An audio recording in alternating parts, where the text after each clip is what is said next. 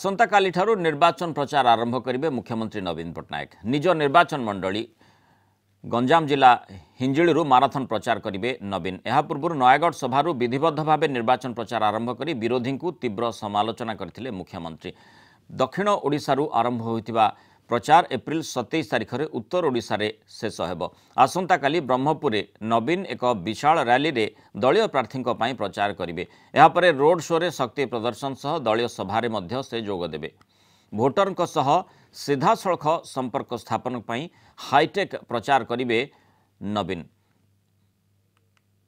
तेणु जो भाव में नवीन को प्रचार को अपेक्षा करा किभली भाव से प्रचार कर समस्त अपेक्षा करते जेहेतु आसंता काली ठारू प्रचार आरंभ करेंगे तेणु वर्तमान शासक दल बहुत बड़ दल लगातार भाव में शासन क्षमता रही कौन से नवीन लोकों को कहे और किभली भाव में आभिमुख्य बीजेडी रखिब एवं जो प्रकार प्रचार प्रस्तुति होती हाईटेक प्रचार कहुच्छा हाईटेक प्रचार आग को नापी बीजेडी निजर प्रस्तुति रखी तो निश्चित भाव में किभली लोकों पाखे पहुंची पारुछि ता उपरे समस्त नजर रहिबो।